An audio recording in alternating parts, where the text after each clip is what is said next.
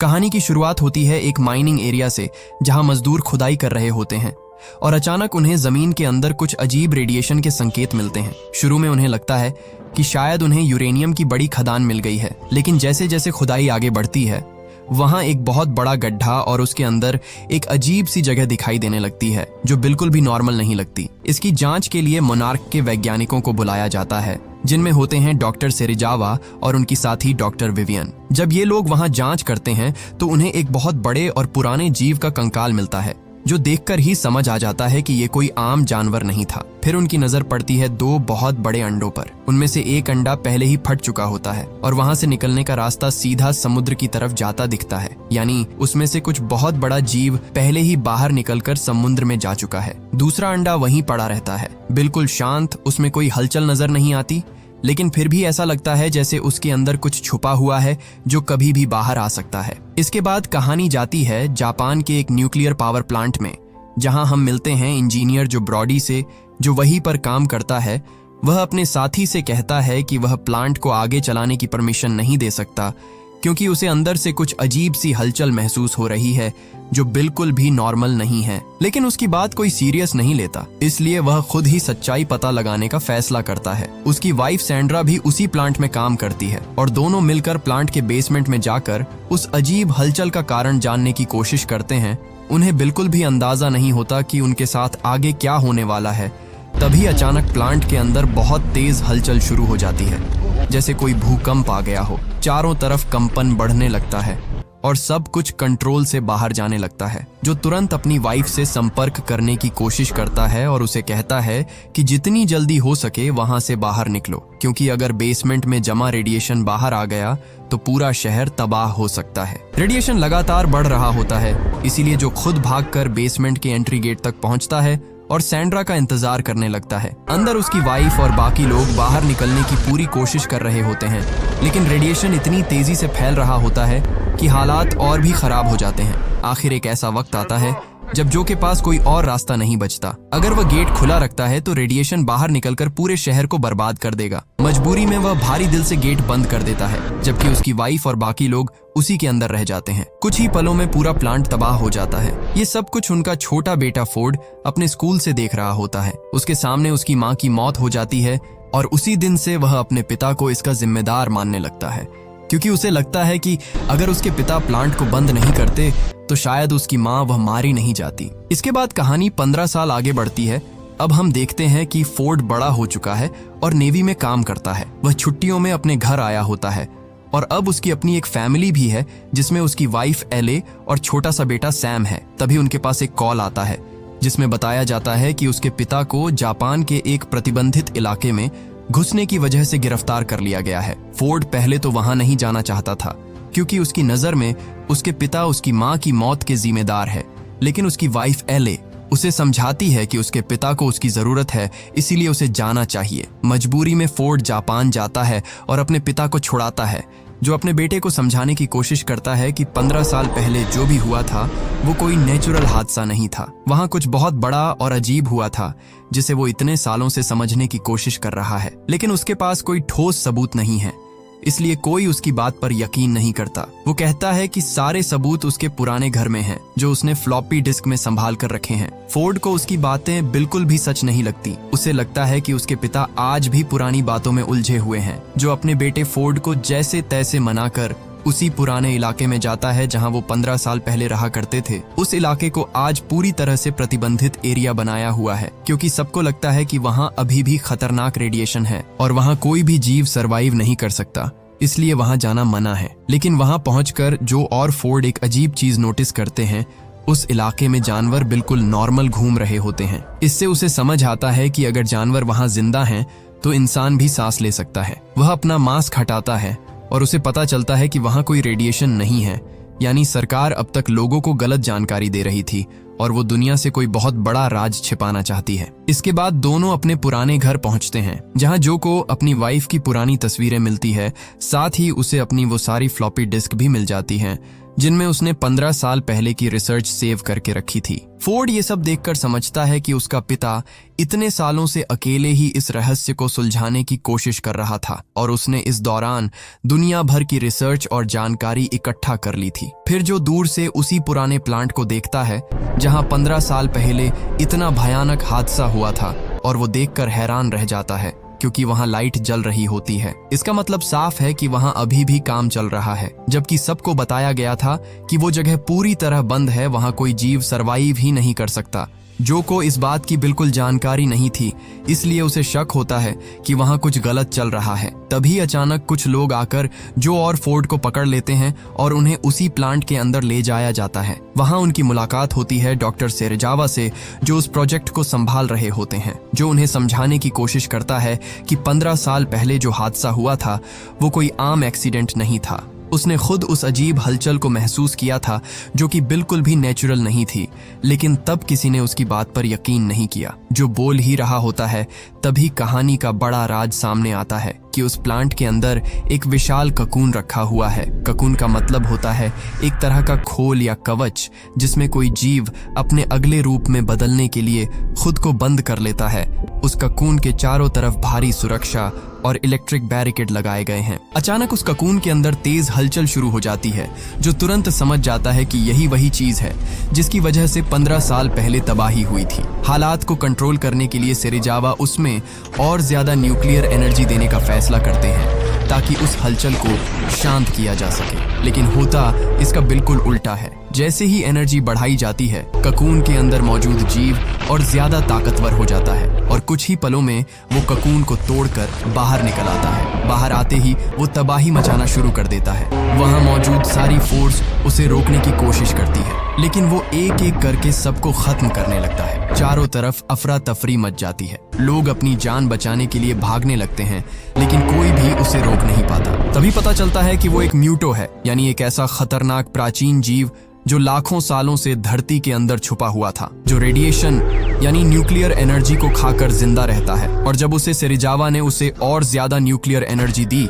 तो वह अपने असली रूप में आ गया, यानी जिंदा हो गया।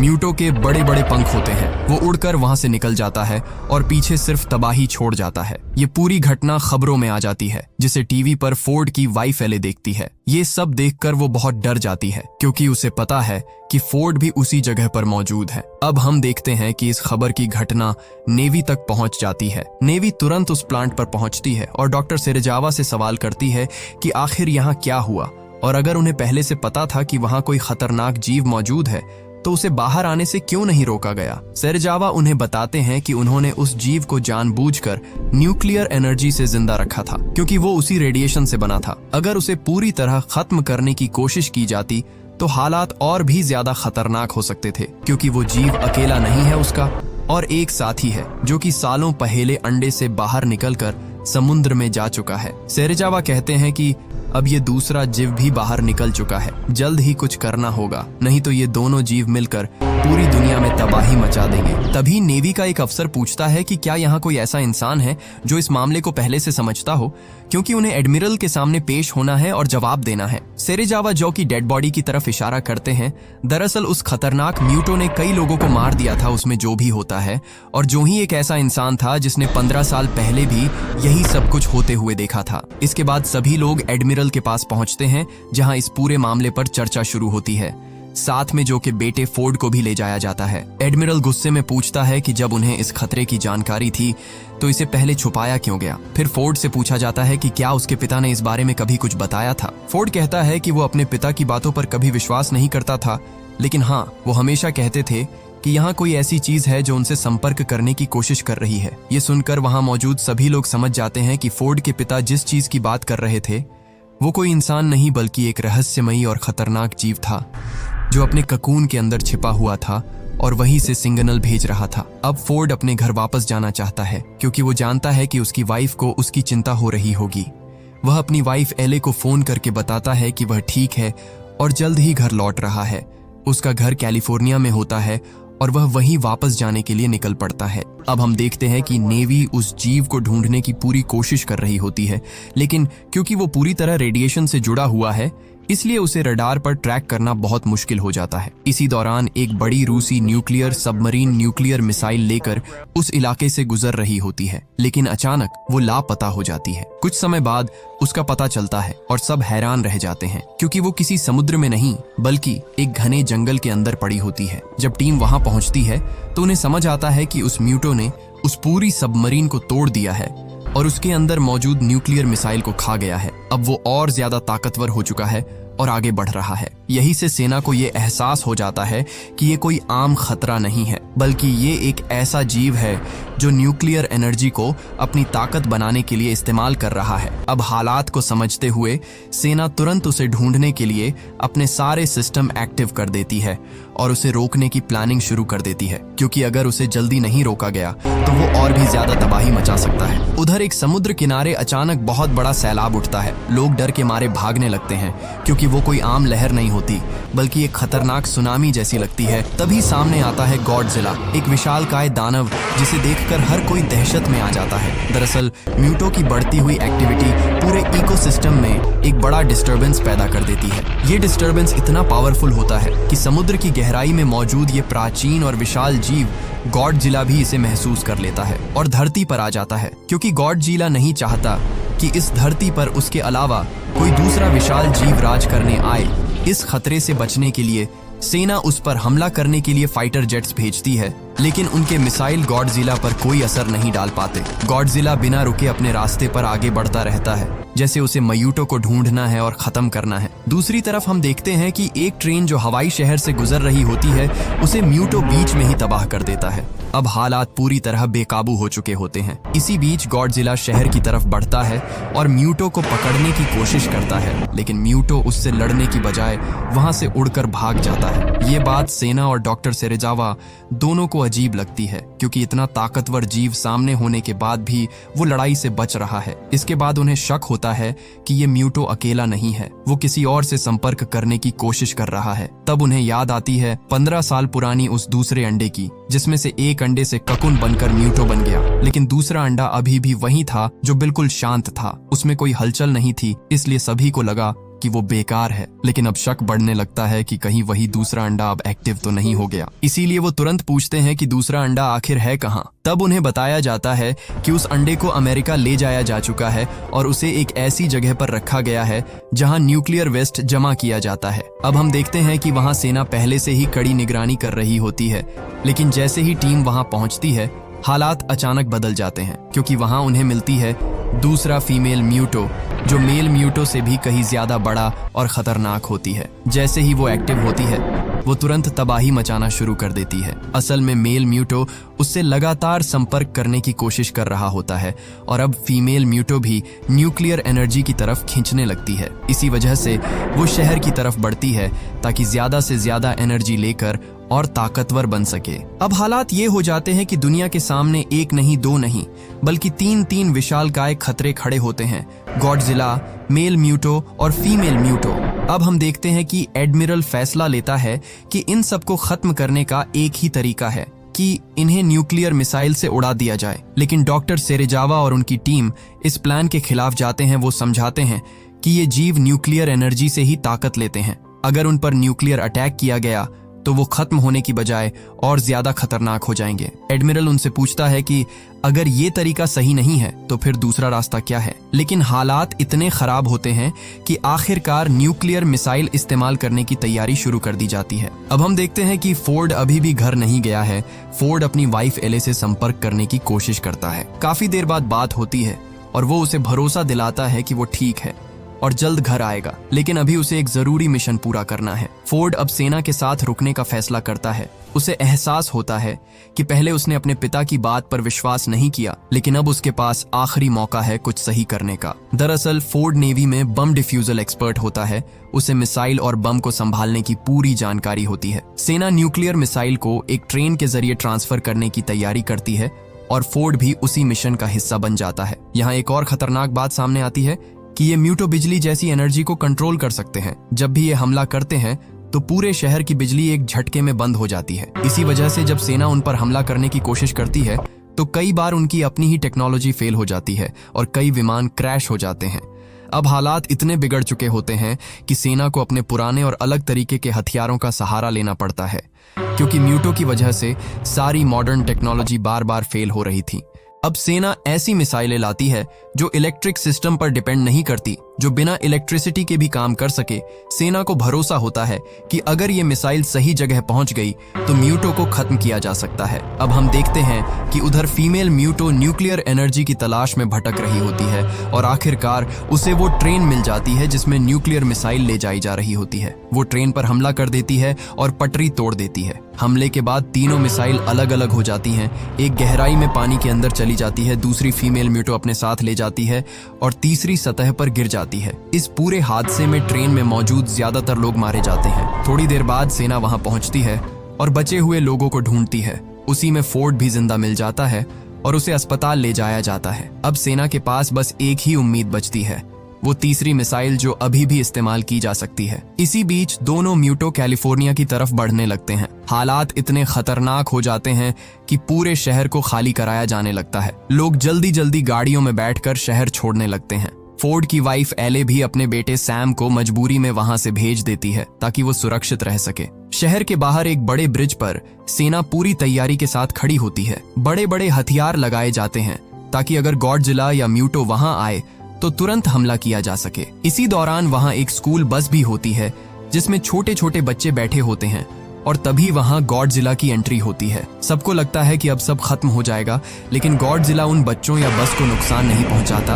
वो बस अपने रास्ते से गुजरने की कोशिश करता है, जैसे उसका टारगेट किसी को नुकसान पहुंचाना नहीं बल्कि उन दोनों दानवों को मारना हो। लेकिन सेना उस पर हमला कर देती है, लेकिन गॉडजिला वहां से बचकर फिर से पानी में चला जाता है। इसके बाद फीमेल म्यूटो कैलिफोर्निया शहर के बीच पहुंचती है। वो अपने साथ लाई हुई न्यूक्लियर मिसाइल को वहीं रख देती है और साथ ही वहां अपने कई अंडे भी दे देती है। थोड़ी देर बाद मेल म्यूटो भी वहां पहुंच जाता है और दोनों मिलकर उन अंडों की रक्षा करने लगते हैं। सबसे खतरनाक बात यह होती है कि उस मिसाइल में टाइमर चालू हो चुका होता है और फटने में अब ज्यादा समय नहीं बचा होता। अगर ये न्यूक्लियर मिसाइल यही शहर के बीच में ही फुट गई तो सिर्फ म्यूटो ही नहीं मरेंगे, बल्कि इतना रेडिएशन फैलेगा कि पूरा कैलिफोर्निया तबाह हो सकता है। एडमिरल फैसला करता है कि तुरंत एक प्लान बनाया जाए कि किसी भी हालत में इस मिसाइल को शहर से दूर समुद्र में ले जाना है। इसके लिए एक स्पेशल टीम तैयार की जाती है और फोर्ड भी उसमें शामिल हो जाता है। उधर शहर के बीचों बीच गॉडजिला, मेल म्यूटो और फीमेल म्यूटो आमने सामने हो जाते हैं और उनके बीच खतरनाक लड़ाई शुरू हो चुकी होती है। हर एक हमला इतना ताकतवर होता है कि आसपास की बिल्डिंग्स गिरने लगती हैं, जमीन हिलने लगती है और पूरा शहर तबाही में बदल जाता है।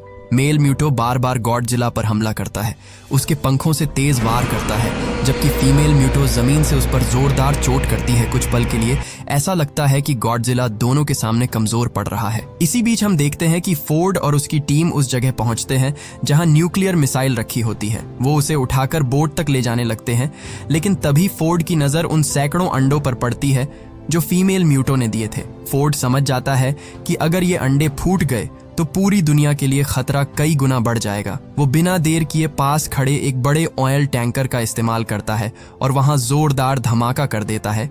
एक ही पल में पूरा इलाका आग की लपटों में घिर जाता है और सारे अंडे जलकर खत्म हो जाते हैं। ये देखकर फीमेल म्यूटो पागल हो जाती है। वो गुस्से में गॉडजिला को छोड़कर सीधे उसी तरफ भागती है जहां उसके अंडे थे। इसी मौके का फायदा उठाकर गॉडजिला पूरी ताकत के साथ मेल म्यूटो पर टूट पड़ता है। वो अपनी विशाल पूंछ से इतना जोरदार वार करता है कि मेल म्यूटो दूर जाकर गिरता है और फिर एक भयंकर हमले में उसे खत्म कर देता है। लेकिन खतरा अब भी खत्म नहीं हुआ होता। फीमेल म्यूटो अंडों का बदला लेने के लिए अब सीधे फोर्ड और उसकी टीम पर हमला कर देती है, जो मिसाइल को लेकर बोट तक पहुंच चुके होते हैं। वो बोट को तहस नहस करने लगती है, सैनिक एक एक करके मारे जाते हैं और मिसाइल का टाइमर तेजी से खत्म होने लगता है। फोर्ड ये सब देखकर समझ जाता है कि अब आखिरी उम्मीद वही है। वो किसी तरह बोट को चालू करता है और मिसाइल को शहर से दूर ले जाने की कोशिश करता है ताकि धमाका समुद्र में हो और शहर बच जाए, हजारों जानें बच जाए। उसी समय गॉडजिला भी फीमेल म्यूटो के सामने आ जाता है और इस बार वो पूरी ताकत से लड़ता है। फीमेल म्यूटो उस पर हमला करती है लेकिन गॉडजिला उसे पीछे से पकड़ लेता है और फिर अपनी सबसे खतरनाक ताकत एटॉमिक ब्रीथ का इस्तेमाल करता है। वो सीधा उसके मुंह के अंदर अपनी एटॉमिक ब्रीथ छोड़ता है और ये इतना भयानक वार होता है कि फीमेल म्यूटो का सिर उसके शरीर से अलग हो जाता है। इसी के साथ लड़ाई खत्म हो जाती है। उधर बोट शहर से दूर पहुंच चुकी होती है और न्यूक्लियर मिसाइल समुद्र में फट जाती है, जिससे शहर बच जाता है। दरअसल फोर्ड मिसाइल को एक्टिव करके बोट को समुद्र की तरफ भेज देता है और आखिरी पल में पानी में कूदकर अपनी जान बचा लेता है।